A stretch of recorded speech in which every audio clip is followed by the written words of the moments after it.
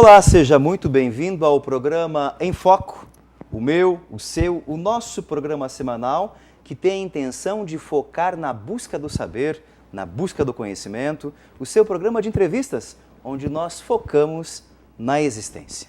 E quem de nós nunca pensou em ter uma vida com um olhar mais abrangente, de conhecer outras culturas, outros idiomas, outras realidades, outra gastronomia, outra religião, enfim, quem de nós nunca pensou em fazer da sua existência um diário de bordo? E é sobre essa temática, diário de bordo, de viagens ao redor do mundo, que eu tenho a grata satisfação de conversar hoje com Fernando Monteiro, ele que é promotor, empresário e proprietário da conhecidíssima House Design. Fernando, muito obrigado, seja bem-vindo a esse espaço que também é seu. Eu que agradeço de estar podendo mostrar aquilo que eu gosto de fazer para as outras pessoas. E eu agradeço profundamente por um detalhe, você que está em casa hoje. Nós estamos gravando o programa no dia 1º de novembro e hoje é aniversário do Fernando. Parabéns, você reservou um tempo da sua agenda para estar conosco aqui celebrando a vida, relatando as suas viagens. Obrigado, Fernando. Obrigado a você. E você falou assim, celebrando a vida, né?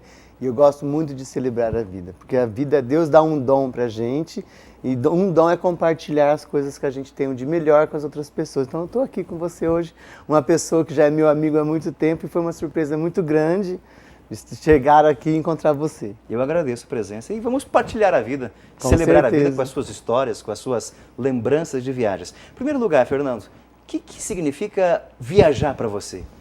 Viajar para mim significa assim, desfrutar de novas culturas, porque a gente tem a nossa cultura e as outras pessoas, outros países, têm muita coisa a nos ensinar, muita coisa que coloca a gente no nosso lugar. Assim, cada cultura, cada país que eu vou, a gente sempre tira alguma coisa, sempre tira um proveito. Seria correto afirmar, Fernando, que quando você conhece uma vastidão de países, de cultura, você se torna mais brasileiro ou não? Sim. É. Você se reconhece nas suas características olhando o diferente. Com certeza, a gente dá muito mais valor naquilo que a gente tem na mão. Porque todo mundo fala que santo de casa não faz milagre. Mas quando você fica conhecendo as outras culturas, você vê como que a nossa cultura é rica. Mas só que a riqueza da nossa cultura é aquilo que eu falo. Cada país tem a sua cultura. É seu conhecimento. Então, para nós é bom. Nós só temos assim, eu acho assim que nós somos novos ainda, né? Nós temos 500 anos, eu acabei de voltar da Índia, quantos anos? Eu fui numa cidade lá de 3.500 anos. A cidade, 3.500 anos. Então assim, é diferente, né? Nós não temos aquela história tão grande quanto a deles, mas nós temos um valor muito grande. A construção cultural nossa, talvez, entre aspas, dê banho em muitas outras culturas pela riqueza que nós temos. Por nós sermos um país pobre, pobre não, pequeno, e assim, pequeno de cultura que eu estou falando, né? E pobre de tempo, de cultura. né? De construção cultural. Só que a junção de todos os países que estão aqui dentro do Brasil dá um banho nos outros, porque se você analisar, nós temos tudo dentro do nosso país em 500 anos. O Brasil é uma espécie de micromundo aqui dentro, né? Misturado, É um micromundo. junto. Você come tudo que você imagina, você vê todos os povos estão aqui, a miscigenação é muito grande. Você tem ideia de mais ou menos quantos países você já visitou, Fernando? Bastante. Bastante. Passa dos 30 ou não? Passa dos 30. Passa. Desses 30, dessas viagens que você fez, qual que realmente te encantou e te vislumbrou, que você lembra com muita alegria e vibração? Um país que me marcou muito, né? Você sabe que eu já morei em Moçambique, né? Morei em Moçambique 1 ano e lá eu me transformei quando eu morei em Moçambique. Lá é um país assim que... Desculpa, eu pergunto, o que você fazia no Moçambique? Eu trabalhava numa loja de material de construção. Daqui do Brasil? Era uma empresa portuguesa e lá eu fui montar a loja para essa empresa. Eu morava em Cianorte, lá eu era professor de física e trabalhava na loja do meu irmão e aí eu fui para Moçambique convidado por eles. E aí foi um sonho realizado muito lindo. Como é que é Moçambique? Moçambique? Não tem explicação. É um país pobre, é um país assim... É lindo, tudo é lindo lá. Assim, a cultura, a humildade, a alimentação, a língua, a religião passa muito pra gente. Principalmente a humildade deles. E assim, a pobreza que eles têm, só que o sorriso que eles têm no rosto, assim, é muito lindo. E você tem saudades de Moçambique? Tem saudade. Eu falo que a minha aposentadoria vai ser em Moçambique, Sério lá na mesmo? Praia do Tofo. Praia do Tofo. Na Praia do Tofo. Um lugar bonito. Muito lindo. Quando eu morava lá, a gente atravessava a Baía de Inhambane, de barquinho, pegava um táxi e ia pra praia. Era um lugar totalmente isolado do mundo. Agora tem até aeroporto. Ó, tá crescendo o negócio. Cresceu bastante. Você porque é uma voltou praia depois muito linda. para Moçambique? nesse Voltei tempo? e fui muito bem recebido. Uhum. Quando vim de lá para cá, eu vim com malária. E a malária lá é diferente da nossa. Então fiquei com medo, né? Então voltei para casa. Aí depois você decidiu rodar o mundo. Rodar o mundo. Além de Moçambique, o que mais chama atenção nas suas viagens? Minhas Ou países viagens. que chamou atenção? A Rússia. Rússia. A Rússia que eu imaginava que fosse totalmente assim escura, triste, foi ao contrário. Encontrei cores, encontrei alegria, encontrei assim um pessoal muito bem receptivo, um pessoal que falava um pouco assim, falava bem da política deles, tem saudade da política antiga. Olha que interessante. E a gente não imagina o que tem por trás daquela aquela carcaça de aço, né, que é a Rússia. Então achei bonito isso aí. E aí a Rússia foi um dos países mais coloridos que eu já vi até hoje. Coloridos. Moscou, São Petersburgo, a cidade de São Petersburgo é maravilhosa. O que te encantou em São Petersburgo? São Petersburgo, o canal. Aqueles prédios coloridos em volta do canal, a gente imagina que Veneza é só Veneza, né? Que o canal só tem Veneza. Não, São Petersburgo também tem um canal e muito colorido, muito limpo. Você tocou num ponto bem interessante, Fernanda. Você falou que imaginava a Rússia escura, sombria, que é a imagem que nós temos gelada, né? Neve apenas, e de repente você quebrou essa imagem indo no local. E às vezes eu penso, puxa, a gente também é assim na relação com o outro, né? Com certeza. Nós imaginamos que o outro é assim, assado, colocamos rótulo nele, né? Estereótipos, e de repente isso se quebra e se revela um outro ser que nem parecia aquele, né?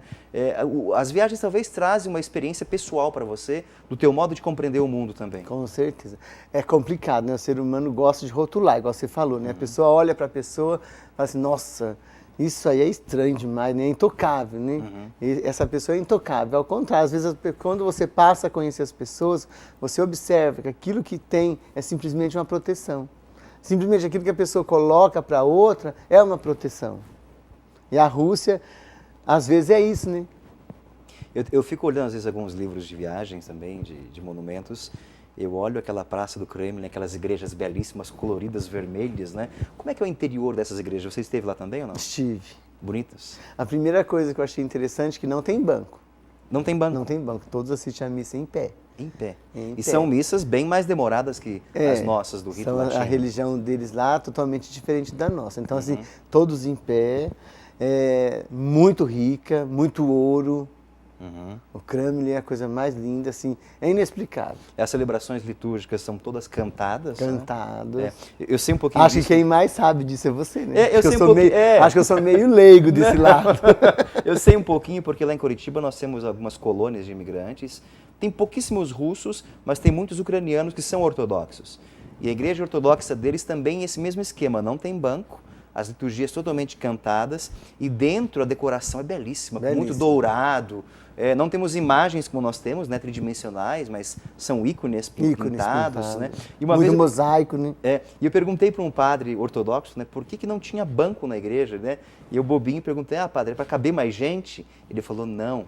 Ele falou, se você pega a Bíblia, lá diz que após a ressurreição, as mulheres encontraram 2 anjos de pé diante do sepulcro que estava vazio. E ele falou, essa é a posição do cristão orar e rezar. É de pé, porque ele anuncia uma ressurreição, ele não anuncia uma coisa morta. Eu achei bonito esse aspecto. Você participou de alguma liturgia lá ou não? Não. Não teve oportunidade?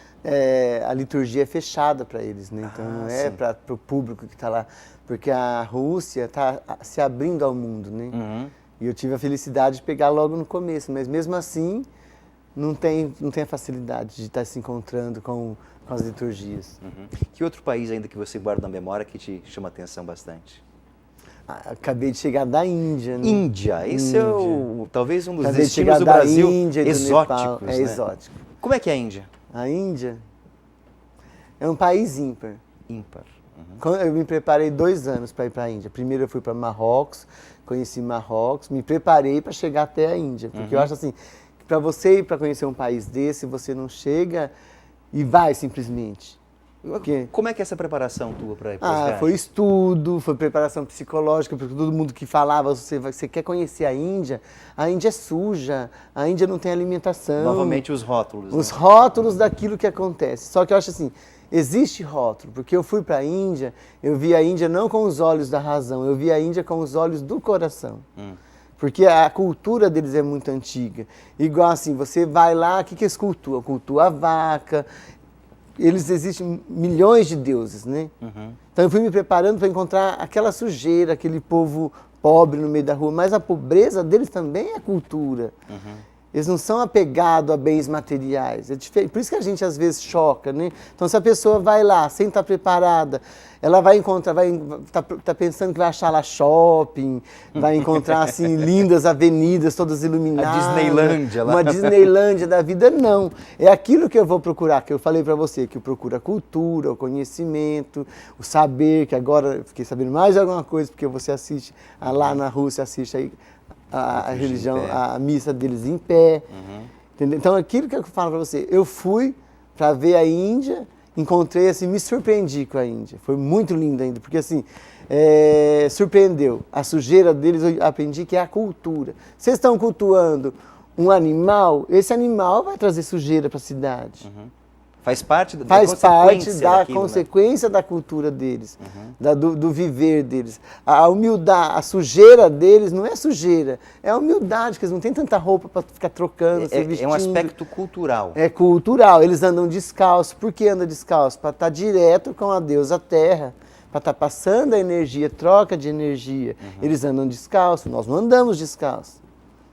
Nos templos, a gente chegava nos templos, tinha que tirar o sapato. Nós começamos a chegar nos lugares e de chinelo já, para não chegar lá e tirar o sapato. Começar a chegar nos portões, faltava lá um grande espaço para a gente chegar nos templos, nós já íamos descalços, para participar daquilo deles ali. Isso que eu falo que é viver. Você foi mergulhando um pouco na cultura. Mergulhando e adquirindo assim, desde o alimentar, que nós se alimentamos em hotéis luxuosos, assim, em cabanas, nós fomos se alimentar em lugares íngremes, lá no Nepal mesmo. Nós fomos se alimentar numa casa lá do guia. Ele fez um jantar para nós, ele explicou toda a história para nós, nós tomamos a bebida dele, comemos a comida dele, e ele ensinou a gente a comer com a mão. Por que come com a mão? E por que come com a mão? Para estar direto, para não ter nada assim, intermediando a alimentação. A alimentação para eles é sagrada. Então eles não estão comendo com a mão, fazendo o movimento deles ali, e direto eles já estão sentindo a energia da comida na mão. Olha só. É interessante. Hoje nós estamos numa aula de cultura com o tema Diário de Bordo com Fernando Monteiro. Fernando, a gente comentou um pouquinho no bloco anterior dessas suas experiências de se inserir nesse espaço. E você fez um enorme esforço de quebrar os preconceitos que nós temos para mergulhar na realidade. E você usou uma expressão muito bonita, você não se preparou com a razão, mas se deixou guiar pelo coração. É possível dizer se existia um Fernando antes de ir para a Índia e um Fernando depois? Houve alguma mudança interior em você? Houve. Voltei com um conflito muito grande. Sério? Um conflito que assim, a gente fica só adquirindo bens, se matando em trabalhar. Você sabe o tanto que eu trabalho, o tanto que eu mergulho naquilo que eu vou fazer para satisfazer as pessoas que me contratam. Eu tento fazer assim, o mais impecável possível. E eu também amo fazer tudo que eu estou fazendo, as minhas noivas, as minhas residências que eu decoro, as pessoas que eu convivo diariamente. Eu tenho respeito, eu respeito para ser respeitado. Né? E voltei com um conflito muito grande quanto a isso, que eles vivem com tão pouco e com tanto sorriso, tanto sorriso. Né? São felizes? São felizes. E assim, para que a gente trabalha tanto? Para que se mata tanto de correr atrás do dinheiro, atrás da fortuna, atrás da riqueza? Então eu voltei assim, meio pensativo, se justifica tanto trabalho para ter tanta felicidade. Se com tão pouco, eles são tão felizes. Desde quando eu morava em Moçambique, eu observava isso já. Foi uma viagem interior. Falando em viagem interior, e o amor é uma questão interior também, você esteve no Taj Mahal. Estive no Taj Mahal. O que é o Taj Mahal? Taj Mahal é a maior prova de amor que já existiu no mundo, né? Taj Mahal, que foi feito o pedido da esposa, né? quando ela morresse, no leito de morte, ela pediu para o marido dela, né, construir um templo que ela fosse lembrada. Só que a história do Taj Mahal, para mim também, foi assim, uma surpresa, que é a maior prova de amor, só que por trás do amor da mãe, que no leito de morte ela pediu para o pai cuidar dos filhos, que os filhos dela, ela viu que tinha muita ganância. Após a morte da mãe, ele construiu o Taj Mahal e um dos filhos, que é o rei Mal, conhecido na Índia, prendeu o pai. São poucas pessoas que conhecem a história do Taj Mahal. Ele prendeu o pai num forte, lá não é castelo, chama forte, que dava para ver o Taj Mahal da janela. E ali ele ficou preso muitos anos e com o tempo o filho matou o pai. O filho matou não só o pai, todos os irmãos, para poder ficar com todo o poder, porque o rei era bom. E a mãe tinha feito um pedido para que ele continuasse tratando os filhos de acordo com o que era tratado. Que ela já tinha visto que o filho era mau. E o filho matou, o pai matou os irmãos. Então, por trás daquela beleza, por trás toda aquela história que tem lá do Taj Mahal, da prova de amor, simplesmente tem também a história da ganância, a história do ódio, a história da luta do poder. E a delicadeza da mãe pedindo. Para a gente chegar no Taj Mahal, nós tivemos uma aula de cultura, uma tarde toda, se preparando, o guia contando a história para nós. E o dia anterior nós fomos num teatro, lá é Bollywood. Ah, Bollywood. Lá, a famosa Bollywood. Os atores todos de Bollywood foram num espetáculo maravilhoso, cada um com seu auricular, com tradução espanhol, para a gente entender realmente. Aí depois que eles levaram a gente no Taj Mahal. Então o Taj Mahal para mim ficou assim um ícone da humildade e ao mesmo tempo da ganância. Então tem as duas histórias, tanto a da simplicidade, do pedido da mãe, e o pedido de amor e a prova de amor, a maior prova de amor, igual Jorge Benjor fala, né?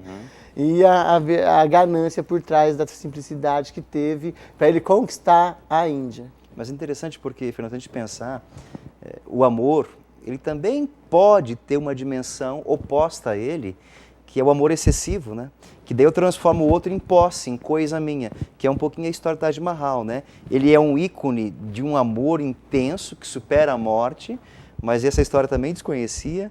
Ao mesmo tempo, ele é ícone de um amor opressor, né? Que castiga, que torna coisa. E se a gente não cuidar, se a gente amar o outro demais e possessivamente, a gente vira esse lado Taj Mahal, né? Taj Mahal. A gente é chamado... chamado... tem as duas histórias, né? Num ícone só. E o mármore dele é totalmente branco. É o mármore branco. Branco. As dimensões são gigantescas mesmo? Gigantescas. E o que tem lá dentro? Nada, só tem os dois túmulos deles, né? Uhum. E é engraçado assim, que tudo foi pensado. Tudo pensado. As minaretas do Taj Mahal, elas são inclinadas para fora. Caso acontecesse algum terremoto, alguma tempestade, as minaretas não caíssem em cima da cúpula, caíssem para fora, para proteger a amada dele. Puxa vida. Cuidado bonito, né? Um cuidado que vai além da morte. Vai além da morte. Por falar em morte, você participou de algum ritual de funeral, de morte na Índia? Participei. Como é que é? Participar não, nós fomos ver, né? Presenciar. Foi em Varanasi, né? Que nós fomos em Varanasi, nós vimos no Rio Gandhi, uma das cidades mais antigas do mundo, né? Em Varanasi, até assim, vi assim, na fogueira, vi 2 pezinhos e uma cabecinha. Eles trazem os seus mortos e queimam à beira do rio? Como é que é o ritual? Queima na beira do rio. Na beira do rio. Na beira do rio. E os restos são jogados no rio? Não. Não? Aquele mito, que um dos mitos que foi quebrado na minha viagem foi que todo mundo fala que no Rio Grande tem braço, tem perna. Isso é proibido lá. É proibido? Proibido. Se vê alguém jogando restos mortais no rio, vai preso. Então eles queimam... E a própria religião deles também não permite jogar os restos mortais. É incinerar. Incinerar. E o fogo é muito ardente. Nossa, vida. Você viu lá o pezinho, a cabecinha aqui? Assim, passamos assim, desviando do fogo, sentindo o fogo na pele. E não tem cheiro, só tem muito calor, muito calor. Como que nós presenciamos eles levando as pessoas na cama de bambu, coberto com um pano. Lá eu vi como coloca o fogo. Quem coloca o fogo é o filho mais velho. Ah, tem esse ritual. Então. Outra coisa que eu achei super interessante na Índia, né? Não pode fazer ultrassom Não pode? Não pode fazer ultrassom, porque lá a mulher não é benquista. Porque se você vive, você tem só mulheres, você não vai ser uma pessoa assim feliz do seu filho colocar fogo em você, que é o homem que coloca fogo na pessoa. E começa a colocar fogo pela boca. Pela boca? Pela boca. Tem algum significado? O guia explicou, tem tanto significado, só que assim, o significado verdadeiro que ele falou assim, que o que sai de mal da pessoa é pela boca. É queimado naquele momento. Então ele assim, o que faz de bem é para fora, né? Que você pode fazer para fora. E o mal também, então eles queimam para neutralizar totalmente. Então, mas tem muita explicação. É igual a vaca. A vaca tem... Por que a vaca é sagrada? Tem muita explicação porque a vaca é sagrada. Entendeu? Então, lá nós participamos lá em Katmandu, nós fomos ver também. Lá nós vimos o ritual inteiro, que tinha mais de um corpo lá. Né? Nós contamos 5 corpos, cada um num estágio. Nós vimos ele colocar fogo na mãe, o filho, primeiro ele se banha, tá com a roupa branca, se banha com água limpa, para depois ele colocar o fogo na mãe. Foi assim, eu não senti assim... remorso, não senti nada, porque assim, eu vi que a cultura deles é aquilo ali, não fiquei com dó, não fiquei com nada, que aquilo ali é cultural deles. É uma coisa assim diferenciada da nossa. O modo deles lidarem com a morte é bem diferente do nosso. É mais bonito que o nosso, porque a nossa fé é tão fraca, se você acreditar que para você ganhar a vida eterna, você tem que morrer. Né? E lá eles já acreditam que a hora que você morre, já passou para a vida eterna. Então, lá, eles estão acreditando assim, se a pessoa está aqui no mundo, né, ele vai evoluindo. Ou se ele é uma pessoa boa, ele vai evoluir. Há processo de reencarnação. A reencarnação, igual eu falei para você da vaca, né? Por que eles não comem a vaca? 2 histórias que eu achei legal. Que tem a vaca, ela é a última fase da reencarnação para se transformar em ser humano. É o top, então. É o top. Então, por isso que eles não matam a vaca, não comem a carne da vaca, porque eles podem estar comendo a carne de um familiar. Olha só. E a vaca alimentou as crianças também na época da pobreza, na época da guerra. Nós estamos acostumados aqui no Ocidente, Fernando, falando em questões religiosas, de um Deus antropomórfico, com forma de humano, né? Imaginamos Deus, um senhor barbudo, né? Barbas brancas, Jesus, etc. Como é que você se deparou diante do formato dos deuses indianos, das representações, que são bem diferentes das nossas, né? Antigamente, na história da Índia, eles não tinham adorações, eles não adoravam imagens. Quem levou a imagem para eles lá foram assim os ocidentais. Isso é um resquício nosso. É um resquício nosso. Então eles não tinham imagens, né? A coisa mais interessante foi quando eu vi a Ganesha, né? Que é uma deusa. Que é um deus, né? Que é metade homem, cabeça de elefante. Eu achava aquilo ali muito estranho, eu achava aquilo ali assim... E quando eu comecei a estudar, eu sempre fui atrás daquilo ali. Mas a história da Ganesha é muito linda. Como é que é a história da Ganesha? É comprida, hein? É comprida? Resumindo, 2 deuses não podiam ter filhos, né? E a mãe se esfoliava e tirava a pele da esfoliação. Então ela tem muita massagem, muitos banhos, né? Muitos banhos sagrados. Então ela se esfoliava e guardava a pele morta. E um dia o pai foi viajar e daquela pele morta, ela esculpiu uma criança. E aquela criança, o pai, enquanto estava viajando, cresceu. E ela colocou a criança para esperar o pai e guardar a porta da casa. Então, se entrasse alguém de mal, não ia entrar, porque o filho não ia deixar. E o pai, voltando de viagem, encontrou aquela criança ali. A criança não deixou o pai entrar. E brigando aquele lance, aquele pai mal, o rei o Deus era mal, né? Assim, com aquela ânsia de entrar para casa, cortou a cabeça da criança. E a hora que ele entrou para dentro, ele encontrou a esposa contou, né, que tinha cortado a cabeça do filho. E ele se desesperou e foi, né, queria fazer alguma coisa, reunir os outros deuses e queria trazer a vida do filho de volta. Então os deuses reuniram e falaram assim, então vocês vão buscar, sai por aí, procurem uma cabeça que combine, que seja a mesma altura do seu filho, né? Então eles procuraram, chegavam a matar as crianças, não tinha coragem. Aí encontraram um filhote de elefante, cortaram a cabeça do filhote de elefante, voltaram em casa e colocaram na cabeça da criança. E aí a Ganesha ficou a protetora da casa. Só que assim, como eles contam, eles são muito convincentes na história deles. É muito assim, assim, é do coração que eles contam, assim, e a gente mergulha naquilo que eles estão fazendo, né, contando. Então você começa a observar que tem um pouco de sentido, né? Um rótulo que nós colocamos também com relação, principalmente ao Oriente, aos povos diferentes do nosso, é a questão da gastronomia, da cozinha. Como é que foi a tua relação com esse mundo diferente? Você Nossa. comeu bem? Comi bem. Posso até falar ao vivo, engordei 5 quilos, né? Não, a gente quase não reparou, a televisão não tem problema. Não repara. Ah, uma coisa, Fernando, a televisão diz que engorda 4 quilos ainda mais a imagem, então tá com 9 a mais, não, brincadeira. Não, mas a gastronomia lá, então, aquilo que eu falei pra você, né, no começo, que eu olhei a Índia com os olhos do coração. Quando eu morava em Moçambique, nós comíamos chamuça. E lá eu queria comer chamuça de todo jeito, né? Até chamuça é tipo um pastel deles, na época da novela da Jades, ficou muito famosa a chamuça. Né? Você vai para São Paulo agora tem mais chamuça que antigamente. Eu fui lá em Varanás, nós fomos comer, indo para o Rio Grande, eu queria comer lá em Varanás a chamuça. A hora que eu comprei a chamuça, ele me serviu a chamuça no jornal. No jornal? No jornal. Eu não ia deixar de comer a chamuça porque ela estava no jornal. Fui chupar sorvete lá em Agra, o sorvete veio um palitinho, um sorvete totalmente artesanal, diferenciado, veio no pratinho de jornal também. De jornal? É, sem olhar para o chão, né? Se eu olhasse para o chão, eu não comia. Porque é muito sujo, né? Sujo. É mais aquilo que eu falei, a sujeira Sim, deles não é um desleixo, né? Não é desleixo, é um aspecto cultural. Cultural. Né? Você vai encontrar, assim, aquilo que, né, é diferente, é complicado, é estranho. Nós fomos jantar num restaurante indiano.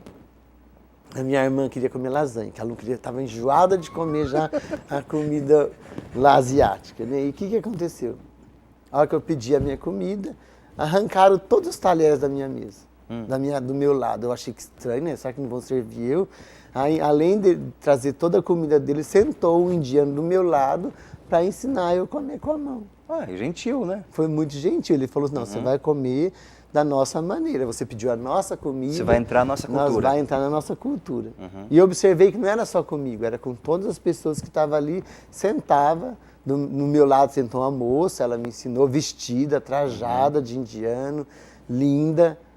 Eles são muito bonitos, aquele mito que os indianos são marrom. Ao contrário, eles são muito bonitos. Né? Então, e aí eu fui aprendendo a comer com a mão. Eu acho que o bacana de tudo isso, Fernando, que foi aquilo que a gente tocou no primeiro bloco. Você se preparou para essa viagem. Não foi simplesmente, vou lá e conhecer e ponto final. Não, você conheceu antes. Conheci antes. E talvez seja o grande segredo para a gente poder mergulhar na cultura e entender o outro, é conhecer anteriormente. Mas, André, uma coisa que eu falo para você. Igual você estava falando aí, que é conhecer a cultura, né? Nós somos mais da Índia, né? Mas, assim, tem outros países também que são ricos, que a gente tira a cultura deles também. Sim. Que a gente vai igual a Nova York, você vai... Tem muita gente que vai para Nova York, vai aonde? Só vai na Quinta Avenida, vai lá no Sorro. Eu não, eu gosto de ir no museu, gosto de assistir... Você quer mergulhar nos espaços. Quando eu fui para Moscou mesmo, se eu voltasse em Moscou sem assistir os shows que tinha lá, o balé de Bolshoi que tinha lá, eu chorei. A hora que eu vi os balé de Bolshoi na minha frente, o pessoal dançando, eu chorava. Eu falei pro meu irmão assim, para de chorar, você tá chorando alto, meu irmão falou. Eu falei assim, mas de onde eu vim, onde eu tô? Tá certo, tem que chorar alto mesmo. De repente, eu escutei ele chorar. Eu falei assim, você também tá chorando, né? Porque assim, é muito bonito que a gente vai presenciar fora, né? É lá na Noruega, né? Ver o sol da meia-noite. Lá em Bruges, aquele canal bonito. Então, cada país que você vai, você está adquirindo uma cultura. Em Marrocos, nós fomos num restaurante onde a mesa era dentro do rio, aquele rio de água, aquele calor danado, lá nas montanhas, e nós se alimentando dentro do rio. A água passando nos seus pés, na cadeira. E assim, legal. Eu comprei um tapete lá em Marrocos, que o cara que fez o tapete é cego. Olha só. Tá lá guardado em cima da minha mesa. Então, assim, cada lugar que você vai, você tem uma coisinha para conhecer. Então, não é só a Índia, Sim. né? E a Índia, assim, marcou bastante a minha vida. Porque é recente também, você acabou de chegar de lá. É recente. Eu gostei muito. A Índia, assim, Nepal, eu quero voltar para Nepal, ficar só em Nepal, que faltou muita coisa para me conhecer em Nepal. E quando fores para outra viagem, você voltará aqui para contar as suas incursões nas culturas alheias. E obrigado mesmo pela sua presença, Fernando. Infelizmente, nosso tempo já foi, né? Mas vamos marcar um outro programa para você contar. Eu acho que nós ficaríamos o dia inteiro aqui contando. Ficaríamos, com certeza. Vamos marcar um outro momento para a gente bater um papo. Obrigado mesmo pela sua presença. Um feliz aniversário para você. Obrigado. Sucesso na tua vida, como Obrigado. sempre teve. Tem, porque corre atrás. Obrigado. Obrigado. E obrigado a você pela audiência. Até o próximo programa. Um forte abraço. Tchau, tchau.